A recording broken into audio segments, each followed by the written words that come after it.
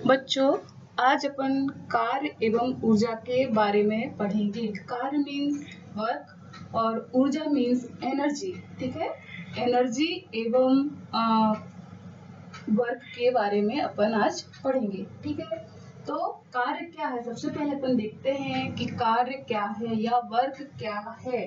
कार्य मीन्स होता है बल के द्वारा ऊर्जा का स्थानांतरण। कैसे हुआ बल के द्वारा ऊर्जा का स्थानांतरण? सपोज कोई वस्तु है, उसे अपन ने टेबल में रखा और हाथ के द्वारा उसे धक्का दिया तो वो वस्तु अपने स्थान से विस्थापित हो जाती है। तो क्या हुआ, अपनी जो बॉडी की एनर्जी है, जो अपने शरीर की ऊर्जा है, वो बल के द्वारा वस्तु में स्थानांतरित हुई और वस्तु अपनी जगह से विस्थापित हो गई। तो वर्क क्या हुआ, ऊर्जा का बल के द्वारा स्थानांतरण। ठीक है, समझ में आया आप सभी को कि वर्क ऊर्जा के द्वारा, बल के द्वारा ऊर्जा का स्थानांतरण हुआ। अब अपन देखें कि एक्चुअल में एनर्जी क्या है। एनर्जी से आप क्या समझते हैं, ये तो आप सभी लोग पिछली कक्षाओं में पढ़ चुके होंगे, फिर भी अपन देखते हैं कि ऊर्जा क्या है। ऊर्जा मतलब होता है कार्य करने की क्षमता। अपन जो भी कार्य करते हैं वो ऊर्जा के द्वारा ही करते हैं। अपन ने देखा होगा कि जब कभी अपन स्वस्थ नहीं रहते हैं तो अपन उस कार्य को अच्छे से नहीं कर पाते, लेकिन कभी अगर अपन पूर्ण स्वस्थ हैं, अच्छे हैं, तो उसी कार्य को अपन बहुत अच्छे से कर लेते हैं। तो ऊर्जा क्या हुई, कार्य करने की क्षमता। समझ में आया आप सभी को कि ऊर्जा क्या है, कार्य करने की क्षमता। तो अपन ने देखा वर्क और ऊर्जा। अब अपन इसको एक उदाहरण के द्वारा समझ सकते हैं, या इससे पहले अपन कार्य को एक दूसरे रूप में भी देख लेते हैं कि कार्य क्या है, ऊर्जा और दूरी का गुणनफल है। कैसे, आप इसको इस उदाहरण से समझिए। कोई वस्तु है, उस पे अपन ने कोई बल लगाया तो जो वस्तु विस्थापित हो रही है, तो बल और दूरी का गुणनफल हुआ। यहाँ पर आप एक उदाहरण के द्वारा इसको समझिए।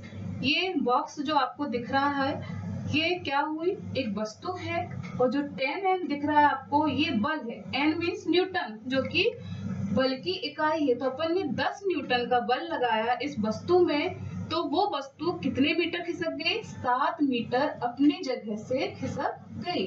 तो क्या हुआ, कार्य बराबर बल गुणे दूरी, जो कि अपन ने अभी ऊपर देखा। तो यहाँ पर बल कितना है, 10 न्यूटन और दूरी कितनी है, 7 मीटर।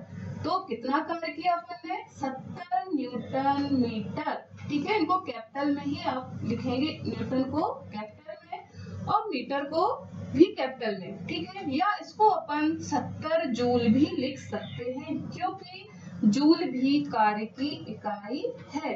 आप सभी को समझ में आया कि किस तरह से अपन ने कार्य और ऊर्जा का संबंध उसकी दूरी के साथ बताया।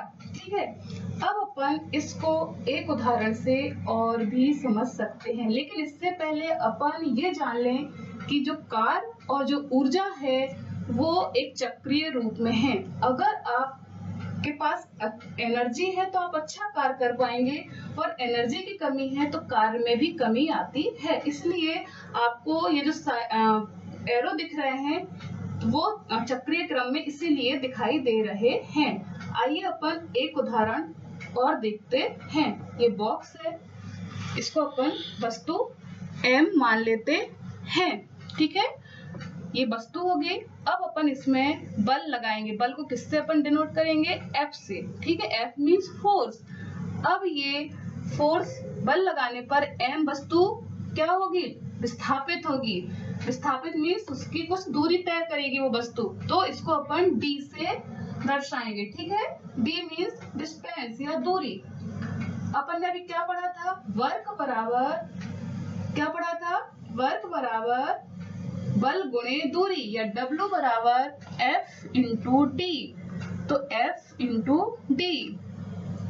अब अपन ने आज ये देखा कि कार्य और ऊर्जा का आपस में क्या संबंध है।